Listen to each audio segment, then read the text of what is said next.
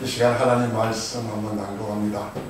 1월 들어서 네 번째 맞이하는 이 주일 아침 하나님이 우리들에게 허락해 주신 하나님의 말씀은 사도행전 20장 7절부터 12절까지의 말씀입니다.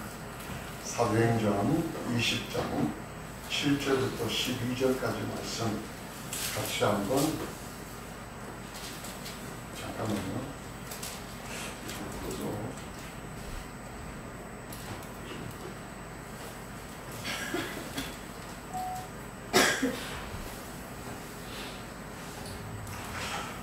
사도행전 20장 7절부터 12절까지 말씀을 같이 한번 낭독합니다. 자, 같이 읽습니다. 시작. 주간의 첫날에 우리는 밤을 깨고 모였다. 바울은 그 다음날 떠나기로 되어 있어서 신도들에게 강론을 하는데 강론이 밤이 깊도록 계속되었다. 우리가 모인 2층 방에는 등불이 많이 켜져 있었다. 유도고라는 청년이 창문에 앉아있다가 바울의 말이 오랫동안 계속되고 졸음을 이기지 못하고 몹시 졸다가 3층으로 떨어졌다. 사람들이 일으켜보니 죽어 있었다.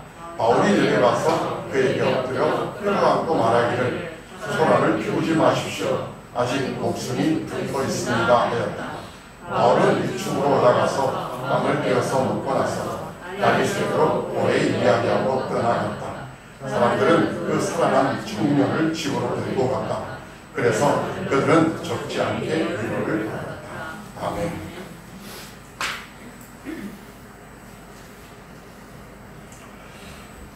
안녕하셨습니까? 여러분들 얼굴이 이렇게 반가운 줄 평소에는 잘 못 느꼈습니다. 이렇게 몇 주 만에 대면 예배로 여러분이 이렇게 얼굴을 마주하니 참 반갑고 기쁩니다. 그동안 잘 지내셨습니까? 예, 옆에 분들 같이 한번 인사를 나누시고, 저뿐 아니라 여러분도 서로 간에도 대면하는 게 참 오래간만입니다. 전화로 통화도 하고 서로 이야기를 나눴지만 이렇게 얼굴 본다는 것이 이렇게 반가울 수가 없습니다. 제가 오늘 아침에 우리 집사님 한번 보고 얼굴이 저렇게 생겼군요 이렇게 이야기했습니다. 하도 안 봐서 감실합니다. 코로나19로 인해서 참 여러가지 많은 어려움들이 있습니다. 전 세계가 지금 9,800만 명이 넘었습니다. 감염자가 곧 1억 명이 될 거라는 것은 시간 문제다 그렇게 누구나 생각합니다. 전 세계에서 죽은 사람만 210만 명이 훨씬 넘었습니다. 우리나라만 해도 74,692명이 영시 기준으로 감염된 환자였고 현재 우리나라에서는 1,337명의 사망자가 나왔습니다. 매일 300~400명, 적게는 300~400명 지금 이렇게 확진자가 늘어나고 있고요.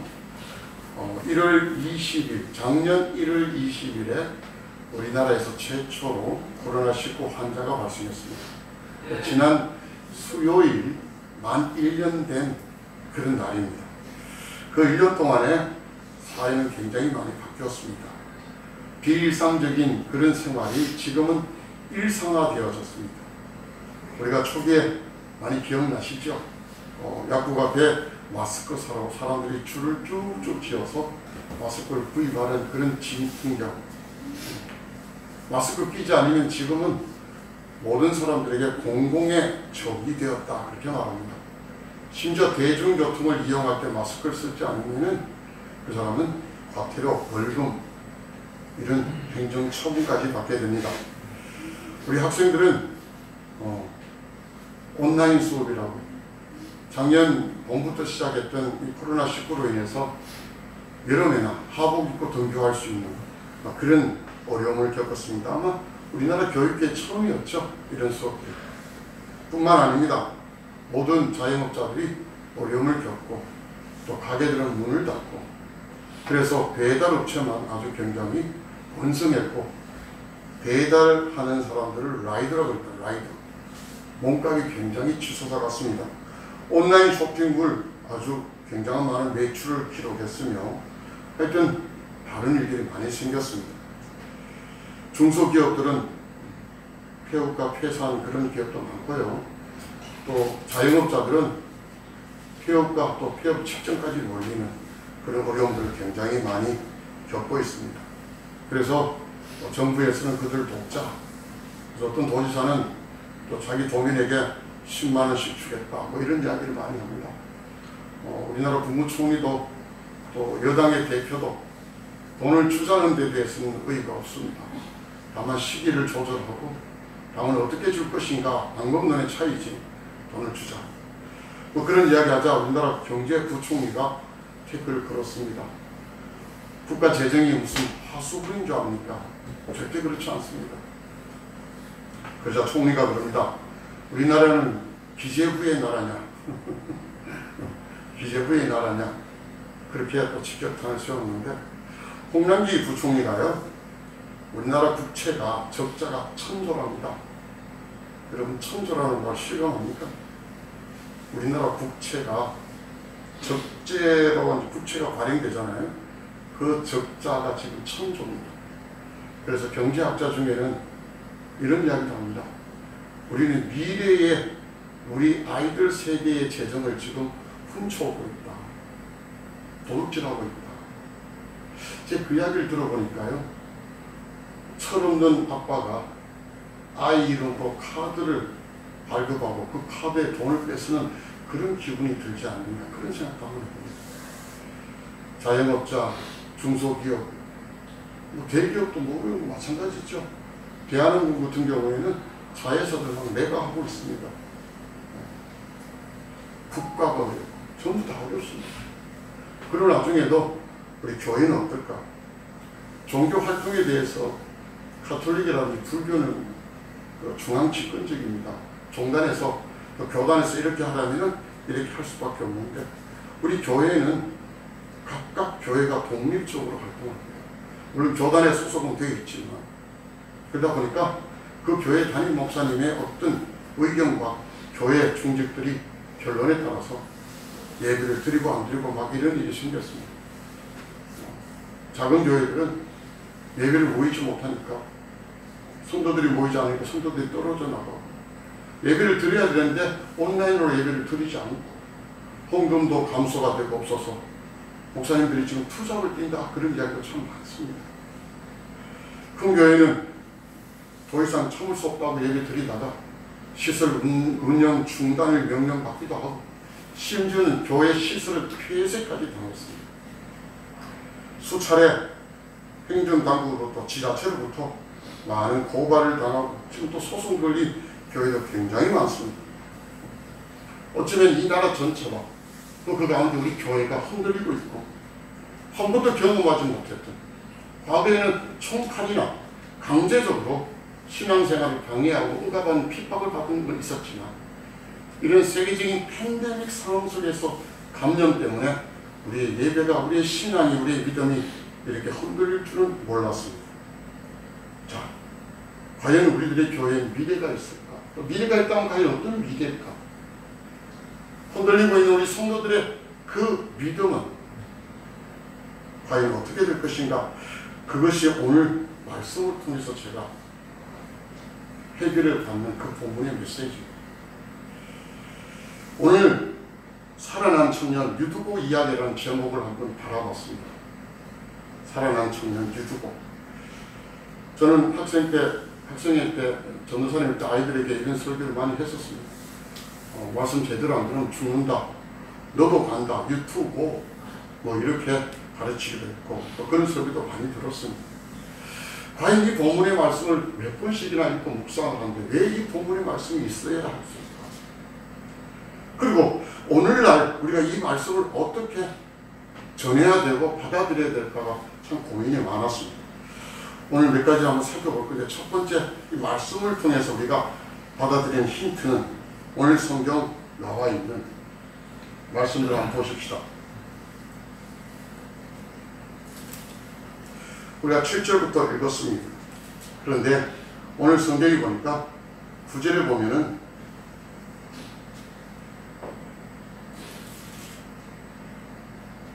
유두고라는 청년이 창문에 걸터 앉아 있다가 이런 성경 말씀이 우리에게 알려져 있습니다.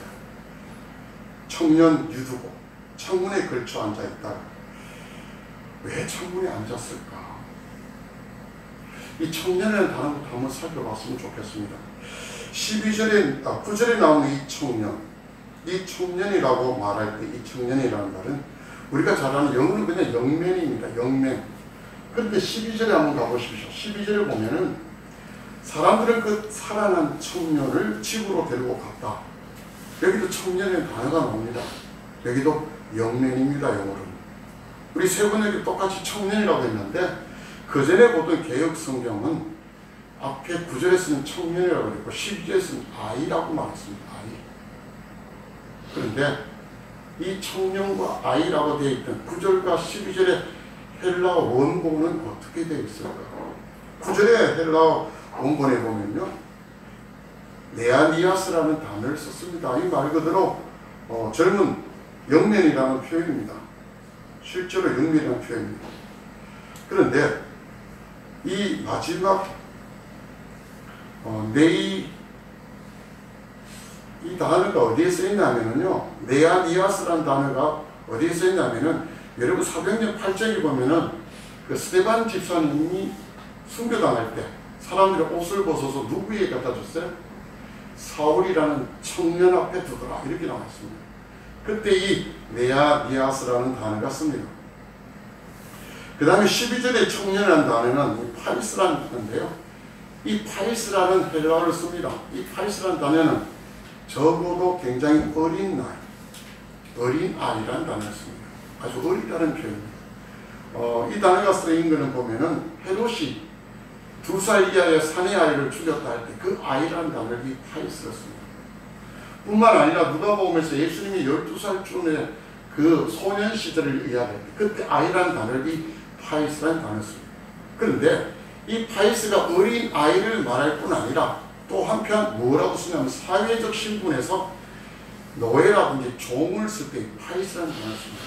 우리가 잘 아는 백부장의 하인 있죠. 그 백부장의 하인 할 때 그 하인 종을 이 파리스라는 단어를 씁니다. 심지어 하나님의 종인 예수 할 때도 이 파리스라는 단어를 썼고 하나님의 종 다윗이라고 표현할 때도 이 파리스라는 단어를 씁니다. 그래서 이 청년이라는 단어 속에서 이 유두고는 어떤 인물일까? 먼저 제가 결론 내린 건요, 나이가 어리다, 14살 이하의 종 같은 신분을 지닌 아이가 아니었을까. 저는 그렇게 한번 규정을 해봤습니다. 그가 왜 창문에 걸터 앉았을까?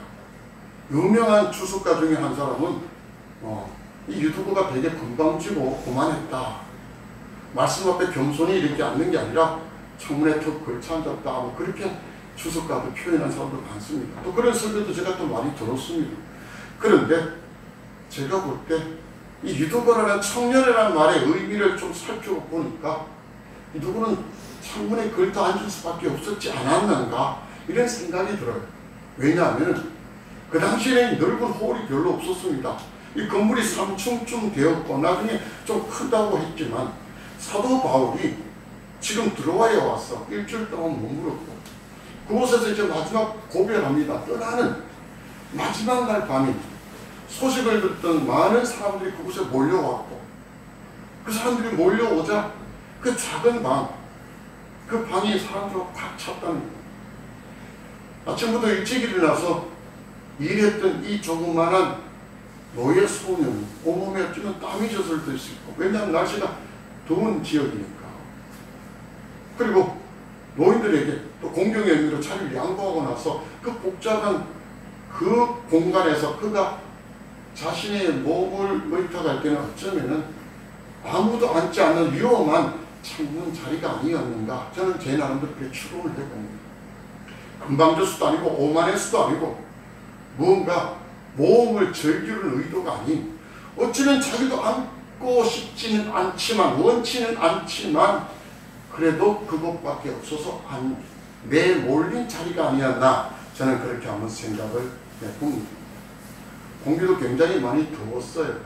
또 밤마다 밤이니까 사람들이 등불을 가지고 왔고 또 가지고 온 사람들 등불을 다 켰으니까 그 위층은 굉장히 밝았고, 지금같이 이런 불이 아니라 기름을 떼는 등불이니까 그 가스가 얼마나 또 매캐했을까요? 그런 지경 속에서 창문에 앉았다가 그가 사고를 당합니다. 저는 이 창문에 걸터 앉았다는 이 단어가 오늘날 어쩜 우리들의 현실, 우리들의 교회와 우리 성도들이 취했던 어떤 그러한 느낌이 제가 많이 들어요. 누구도 지금 우리 교회들이 이렇게 올 의도 없었습니다. 익숙하지 않은 온라인 영상 예배, 그 예배 앉아서 조그마한 화면이나 좀 크면 뭐 노트북이나 컴퓨터로 보시겠지만 조그마한 화면에서 예배 드린다는 것이 굉장히 어색하고, 제가 또 촬영된 그 영상을 편집하면서 참 어색해요. 이것이 과연 예배인가? 통합 쪽에서 합동신학 쪽에서 신학 연구원에서 막 연구합니다. 지금 이 시대에 예배라는 걸 어떻게 규정해야 될 것인가? 그래서 그들의 예배에 대한 그들의 헌법이 있으니까 예배라는 걸 새롭게 막 만들어서 규정을 하고 그걸 배포를 했습니다. 한 곳에 모여서 드리는 걸 예배라고 정의했지만 이제는 그렇지 않다. 각각의 처소에서 드리는 것을 우리는 예배라고 한다. 뭐 이렇게까지 예배에 대한 정의가 바뀌었습니다. 원치 않았습니다. 내몰렸습니다. 그런데 내몰렸던 이런 것이 우리들에게 도움이 되고 덕이 되고 교회가 더 성장이 되고 신앙들이 점점 좋아진다면 얼마나 좋을까요? 그런데 이 유두고와 같이 내어 몰린 이 자리에서 그가 뚫어져 죽을 수밖에 없는 상황과 같이 어쩌면 교회가 내몰리고 이 사회가 또 이 나라가 경제가 어려움에 처하고 있다는 사실은 비슷한 그런 느낌들을 받을 수밖에 없습니다. 자, 그렇게 걸터 앉았다가 오늘 성경에 보면 또 나옵니다. 어떻게 9절에 보니까 졸음을 이기지 못하고 몹시 졸다가 했습니다. 졸음을 이기지 못하고 몹시 졸다가. 우리 잠이라는 단어 압니다. 잠은 그냥 우리가 잠이 든다는 이야기. 그럼 졸음은 무엇인가? 영상에 나옵니다. 졸음이라는 것은 무엇인가? 졸음은 잠이 오는 느낌이나 상태를 말합니다. 이 잠이 든 게 아니에요. 졸음이라는 것은 잠이 온다는 걸 느끼는 상태, 그리고 그 잠이 오는 것을 느낌이나 내가 빠져드는 그런 상태를 졸음이라고 합니다. 그럼 졸다라는 단어를 제가 다시 한번 사전적 정의를 한번 찾아서 올려놨습니다. 졸다라는 건 뭐냐? 졸다라는 것은 잠을 자려고 의도하지는 않습니다. 그런데 자꾸 저절로 잠이 드는 상태로 자꾸 내가 빠져들어가는 것, 그걸 우리 국어사전에서는 졸다라는 정의를 내립니다. 이해되시죠? 지금 잠 자는 게 아니에요. 자다가 깼다가 이런 상태를 졸음이라고 그러고 존다라고 동사로 그렇게 이야기합니다. 자, 다시 한번 성경적으로 가봅니다. 유두고는 의도하지 않았지만 그래도 조금 비어있는 창문 턱에 이제 걸터 앉았습니다. 자, 마지막으로 사도 바울이 밤에 강론이 합니다. 오늘 성경에 보니까 그의 말이, 그의 설교가, 그의 강론이 좀 깊어졌습니다. 길어졌고 밤이 깊어서 그는 졸음을 이기지 못하고 졸다가 삼층에서 떨어져 죽었다고 성경은 그렇게 말합니다.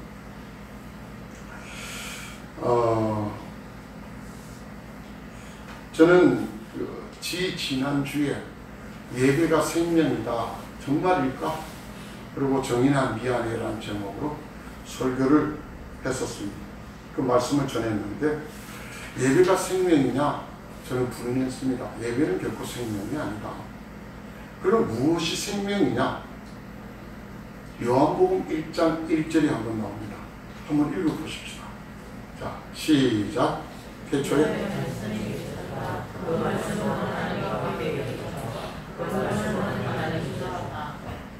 자, 태초에 말씀이 계셨고 그 말씀이 하나님과 계셨는데 그 말씀이 곧 하나님이십니다. 자, 1장 4절 한번 봅시다. 1장 4절에서 시작. 그 안에 생명이 있었습니다. 이 생명은 사람들 봅시다. 저는 세 번째 그렇습니다.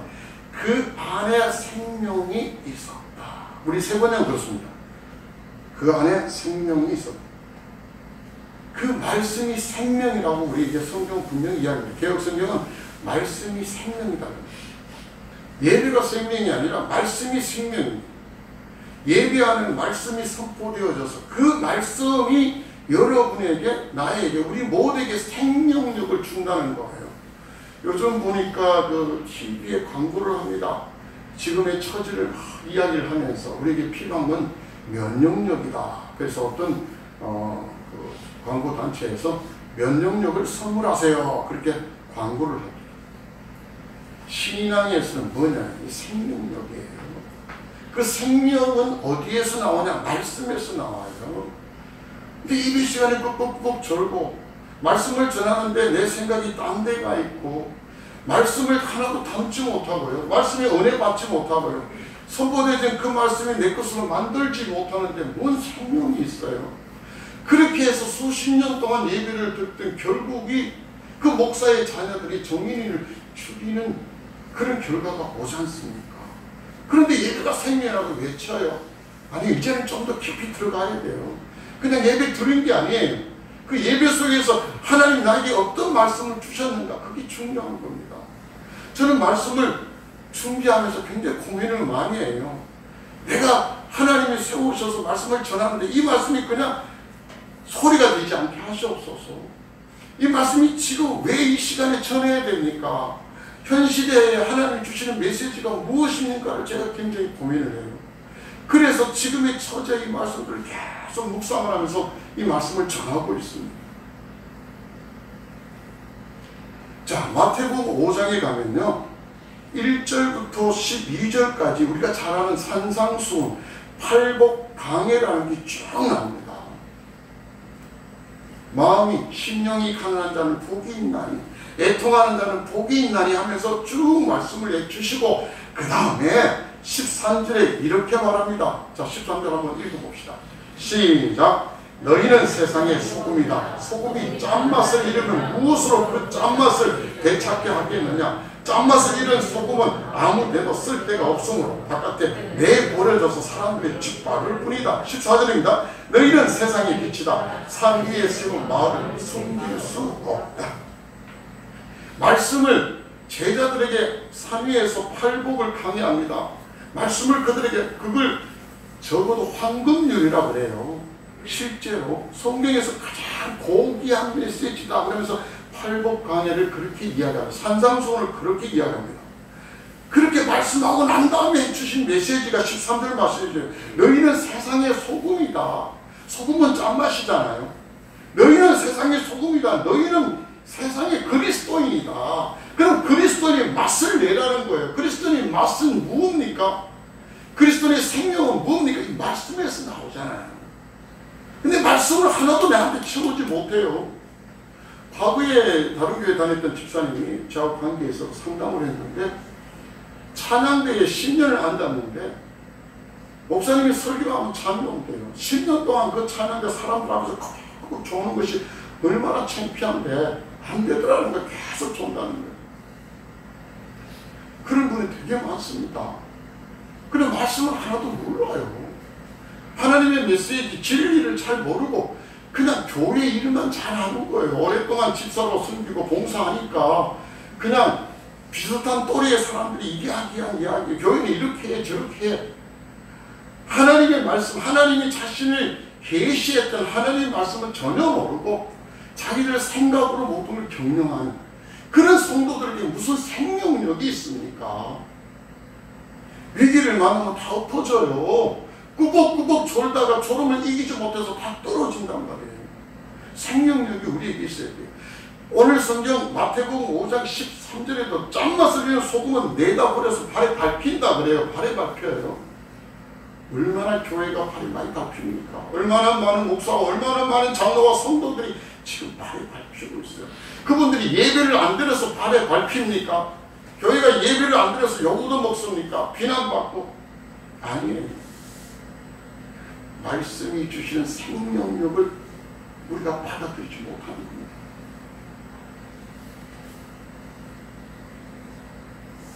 그래서 말씀이 내 속에 담겨지지 않으면 이 유두고와 같이 떨어질 수밖에 없어요. 죽을 수밖에 없습니다. 수많은 성도들이 하나님의 말씀을 듣습니다만 그 말씀을 받아서 내 삶이 그 말씀으로 바뀌지 않으니까 생명력이 없는 거예요. 이게 좋아하잖아. 좋아요. 이게 좋아합니다. 향기가 없습니다. 그냥 향수 뿌려놓으면 향수 냄새지 이 꽃에서 나는 향기가 아니에요. 어쩌면 저나 여러분이나 우리 모두가 하나님 말씀에서 주시는 생명력을 나타내지 못하고 조화와 같은 모습이 아닐까라는 그런 회개가 되어봤습니다.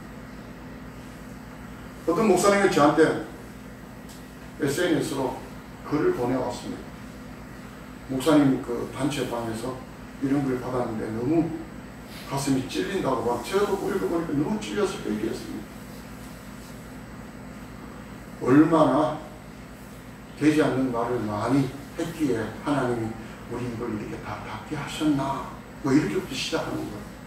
얼마나 우리가 싸우고 찢고 뽑고 못되게 그렇게 하나님이 아예 거리를 두게 하셨는가 뭐 그런 내용의 이야기입니다. 구구절절 다 맞아서 가슴이 많이 찔리더라고요. 하나님 말씀이 우리에게 들어왔어. 예배 가운데 선포되어지는 하나님 말씀이 나에게 권세가 되고 능력이 돼서 내 삶이 그 말씀에 비춰간다면 말씀의 생명력이 분명히 나올 겁니다. 그 생명이 나왔다면 장터에 앉아있든지 어느 곳에 있든지 떨어져 죽을 일은 없습니다. 말씀을 듣지 못하고 꾸벅꾸벅 졸다가 죽었다는 메시지가 바로 이거 아닐까요? 우리는 자리가 문제가 아니라 내 삶의 문제입니다. 예배 드리는 문제가 아니라 여러분이 대면에서 예배를 드리지 못하더라도 여러분이 집에서도 예배 드릴 수가 있고 여러분이 개인적으로 하나님 말씀을 묵상하면서 하나님과 1대1로 함께 할 수 있다는 겁니다. 그렇다면 왜 헌금이 줄어들어야 돼요? 그렇다면 왜 신앙들이 전부 다 밑바닥을 끼고 흔들려야 돼요? 그렇다면 왜 교회가 문 닫아야 돼요? 그렇지 못한 생명력이 없으니까 위기 가운데 다 넘어지고 떨어져 오늘 성경에 있는 것 같이 이기지 못하여 떨어져 죽었더라 그렇게 말합니다. 이동호가 떨어졌습니다. 사람들이 달려나와서 그를 일으켜보니까 성경 그대로 죽었다고 분명히 표현합니다. 어떤 학자들은 죽어갔을 정도였다. 그래서 인공호흡으로 바울이 살려냈다. 뭐 그렇게 추측하는 학자도 있습니다. 그러나 누가는 의사입니다. 사도행전을 기록한 누가는 의사입니다. 그래서 오늘 사망 진단을 내렸습니다. 죽었다. 죽었습니다. 그런데 사도 바울이 급히 내려왔습니다.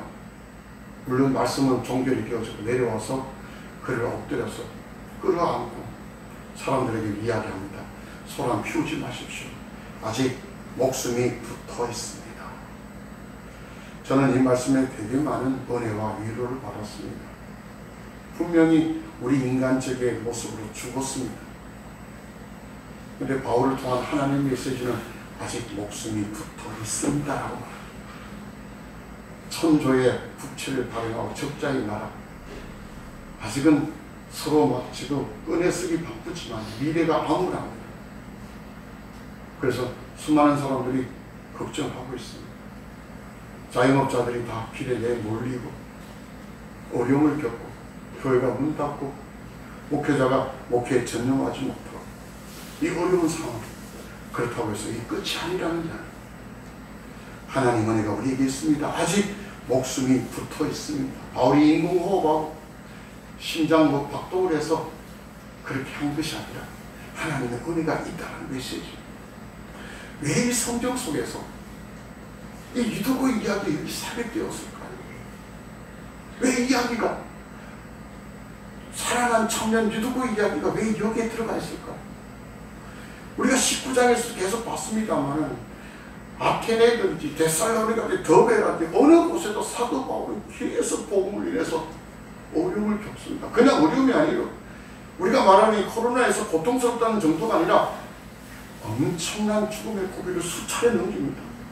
기독교 박해와 핍박. 지금 사도 바울이 활동한 이 시대가 60년대쯤 되고 이 60년대 AD 60년대쯤 되면 네로가 집권하여 로마에 불을 지르고 그 시대에 또 사도 바울은 순교합니다. 이런 시대적 배경 속에서 기독교를 믿는 그리스도인들은 그 사회의 공적이에요.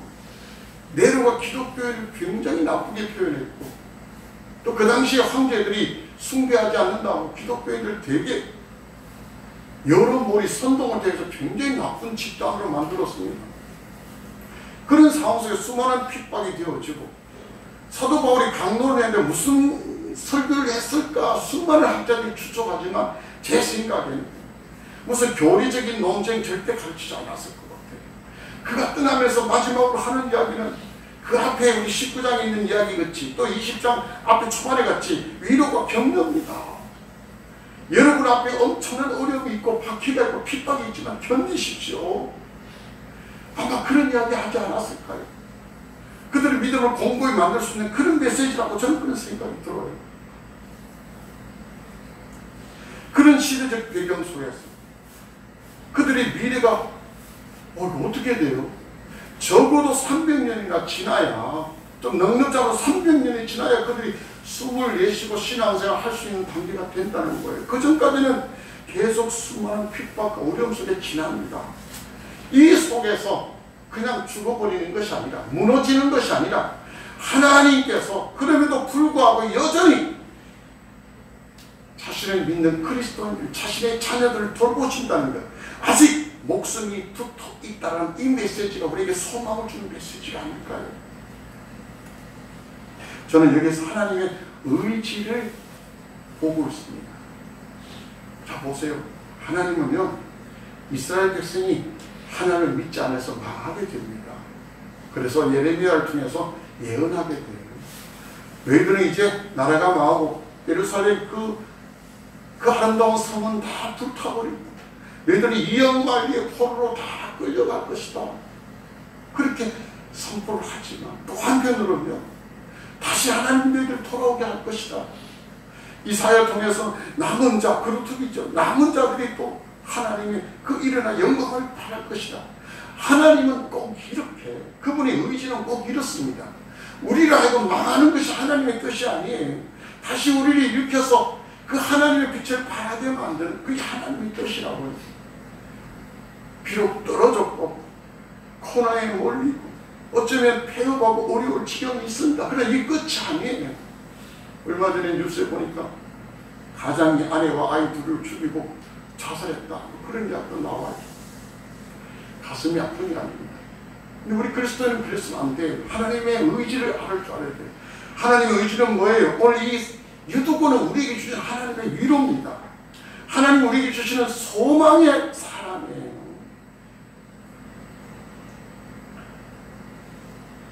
유두고라는 이름의 의미가 뭔지 아세요? 유두고는 행운의 사람, 운이 좋은 사람이라는 뜻이에요. 유두고라는 이름입니다. 그 당시에 노예 소년들이 널리 썼던 그런 이름이라고 합니다. 흔한 이름이라고 합니다. 그때 그리스도는 수많은 박해와 핍박 중이었고 그나마 자기들이 믿는 그 믿음 안에서 사도 바울, 그 당시에 바울이 얼마나 존경받고 얼마나 든든했을까요? 그 사도가 자기들에게 와서 함께 있었습니다. 참 행복했을 것 같아요. 근데 그 사도가 이제 내일이면 떠난답니다. 또 얼마나 아쉬웠을까요? 그냥 아쉬운 정도가 아니라 아마 되게 슬펐을 것 같아요. 그날 저녁에 그들이 모였습니다. 그리고 들렸던 그 강론들이 미리 암울한 이야기를 계속 듣습니다. 절대 좋은 일이 생기지 않으니까 믿음에 단단히 서십시오. 흔들리지 마십시오. 희망적인 이야기가 아니고 계속 힘든 이야기 들었습니다. 그런 상황에서 죽었던 유두고가 다시 살아난 것이 그들에게 얼마나 큰 위로가 되었을까. 그래서 오늘 성경 12절에 이렇게 이야기합니다. 12절에 뭐라고 되었습니까? 사람들은 그 살아난 청년을 집으로 데리고 갔다. 그래서 그들은 적지 않게 위로를 받았다. 이것이 오늘 성경의 메시지예요. 아직 목숨이 붙어 있습니다. 살아난 청년 유두고가 아니라 살아난 교회, 대구 침례교회, 살아난 성도 여러분의 이름을 갖다 붙이십시오. 아직 힘들고 어려워도 아직 여러분은 하나님이 붙들고 계십니다. 오늘 유두고는 하나님 우리에게 주시는 위로며 지금 이 시대의 어려움을 겪는 수많은 그리스도인에게 주시는 하나님의 메시지가 아닐까요? 그 어려워도 하나님이 여전히 너희들 붙들고 계신다. 그리고 다시 하나님의 빛을 발할 수 있는 그런 믿음의 삶, 또 교회적인 하나님의 영광을 펼칠 수 있는 그런 성도들 교회들 다 되시기를 주님의 이름으로 축복합니다. 아멘. 기도하겠습니다. 살아계신 하나님 고맙고 감사합니다.